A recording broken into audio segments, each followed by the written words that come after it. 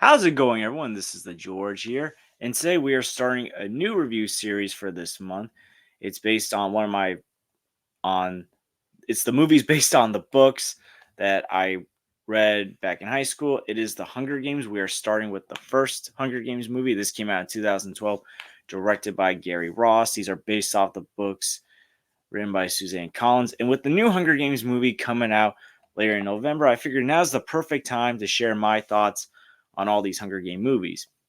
I'm thinking for Mockingjay, maybe I'll do one video for part one and two because I'm of the opinion that they should never have split that book up into two parts, but I'll get more into that when I review those movies. But, anyways, in the first Hunger Games movie, we are introduced to Katniss Everdeen, a girl from District 12. And when her little sister Prim gets selected for the first time to compete in the Hunger Games, Katniss volunteers as tribute, the first in District 12, and her fellow competitor is Peeta Mellark, who once saved Katniss during a desperate time of need, and she also finds out later on that Peeta has feelings for her. And so, with a drunken mentor and Haymitch, along with others helping, including Effie, the outlandish woman that wears outlandish clothes, Cena, who styles her outfits, Katniss learns how to survive this life and death games that 24 teenagers between the ages of 12 and 18 are forced to compete in due to events that have happened in the past, and the capital basically forcing districts to send one male and one female from each district to compete. So when it came to Hunger Games, I remember I first discovered these books back in 8th grade. We read the first Hunger Games for language arts. We took some tests and even did a project on these books. And I remember the project was based around the capital. I guess a way to explain what the Hunger Games were and all that. I remember I got an A on it. And I remember we had to read certain chapters for class. Well, we read all the chapters, but we had to read a certain chapter by a certain date. And sometimes I would just go ahead because I was very intrigued by these books. I was very intrigued by the characters of Katniss, Peeta, Haymitch, and the others. I had to know right away, like, what's going to happen next? What's going to happen next? Like, I'm on the edge of my seat reading these books. And I was very curious how they were going to adapt the Hunger Games because this was also around the time I was starting to follow movie news. Remember, we found out that this movie was happening in 2011. And this movie was coming out in between the end of Harry Potter. The main Harry Potter series wrapped up in 2011, and Twilight was wrapping up in November 2012. So this was coming out as these other franchises based on books were coming to conclusions. And we were wondering, is Hunger Games going to be as epic as Harry Potter? Is it going to be as cringe as Twilight? Because these were great books, but if handled wrong, they could easily be messy. And we've seen this happen with other teen novels based on dystopian societies that have come out after the Hunger Games. But the way they adapted this was really good. This is probably one of the best adaptations from book to movie that I've seen. And while I still love the Harry Potter franchise and I prefer those movies over these movies, I think the first Hunger Games movie adapted. In fact, I think all the Hunger Games movies, there's one thing they do well. It's adapting from book to movie. But the first Hunger Games movie especially did such a great job of following the source material. And yeah, they've added a few other stuff, which I'm going to get into. But for the most part, if you compare this to some of the Harry Potter movies that came out after Chamber of Secrets, this is a way better adaptation if we're looking at the quality of adaptation. The casting is so on point in this movie. You have Jennifer Lawrence playing as Katniss Everdeen. I know we give a lot of flack for her because, yeah, she phoned it in as Mystique in the X-Men movies. But as Katniss, she gave such a great performance. And what I like about Katniss is that, when we first are introduced to her, we see, life's been difficult. She does come across as a little cold. She's been through a lot in her life. She's very protective of her sister. The only real friend she values is her friend Gail. She's got an iffy relationship with her mom. Her father died, and a lot's just happening for her. And she just delivers such a great performance. Woody Harrelson as Haymitch, great performance as well. He's this drunken mentor. He's one of the only couple of Hunger Games champions from District 12. And yeah, he comes across as like a drunken fool at times, but he also knows these games left and right. He knows how to survive, how to get sponsors to survive. And despite how he may talk to Katniss and Peeta, deep down he cares about them and even helps Katniss out later on in the games when he sees her in a dire situation and he grows to care about her. The performance I was kind of concerned about going into this movie was Josh Hutcherson as Peeta because while I like Josh Hutcherson as an actor, compared to a lot of the other well-known actors in this movie, Josh Hutcherson doesn't have a whole lot under his belt. Before this movie came out, I only really knew him from movies from my childhood, such as Zathura and Bridge to Terabithia, and he was fine in those movies as a kid actor, but nothing really special. Jennifer Lawrence not only had Mystique under her belt in X-Men First Class, but she also delivered a great performance in Winter's Bones the year before X-Men First Class came out. Woody Harrelson had years of acting. Same thing with Elizabeth Banks, who, by the way, is terrific as Effie in this movie. But Josh Hutcherson actually did a very good job. Now, I will say he doesn't give the strongest performance compared to some of the other main actors, but he still caught me by surprise. He did a very good job as Peeta in this movie. Liam Hemsworth, and yes, the brother of Thor, Chris Hemsworth, also gave a very good performance as Gail. We don't see a whole lot of Gail in this movie. Really, it's only at the beginning that we see him. Lenny Kravitz as Senna, one of Katniss's mentors, great performance as well. Stanley Tucci as Caesar Flickerman, terrific performance as well. The performance that sent a lot of chills, and this is where we get into the differences between book and movie, and I'm glad the movie did this because it's a great build-up for this character, is Donald Sutherland as President Snow. This guy does not put up with any sign of rebellion.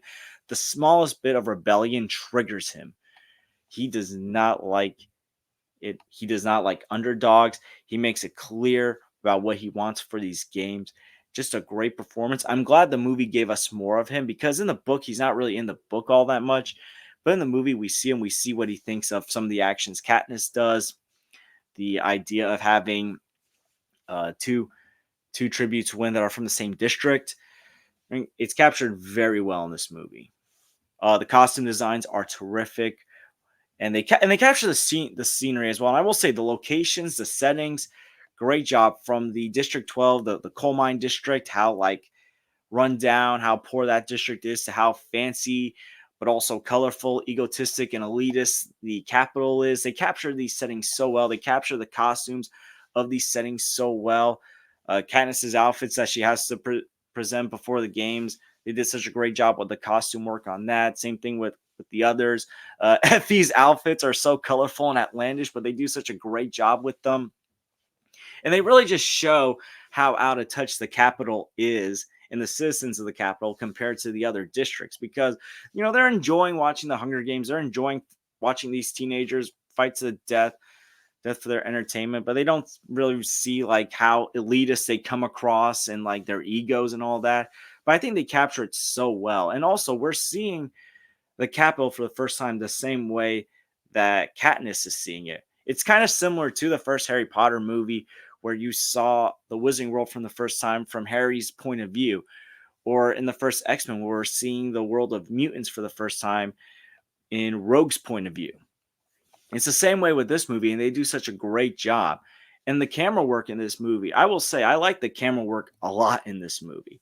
I'm not a huge fan of shaky cam, but the shaky cam in this movie actually worked, and it really captures what is happening so well. My favorite part of camera work in this movie is when after Katniss gets stung by a few of those tracker jackers and she's out of it, she's hallucinating. Just the camera work that they're doing with it is so great. It's so tense. You don't know what's going to happen. What's she going to see? Is it going to be real? Is it not going to be real? Is she going to collapse any minute? They do such a great job of capturing how out of it she is.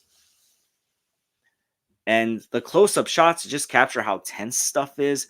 They do such a great work with this. It makes me really appreciate this movie. And I feel like this movie has aged so well, actually, because I feel like the amount of effort they put into this first Hunger Games movie, capturing every bit of detail, making sure like the districts are well represented, the capital's well represented, how the settings look, how the action looks, how the camera work looks, the score. James Newton Howard's score is terrific. It's one of my favorites from him.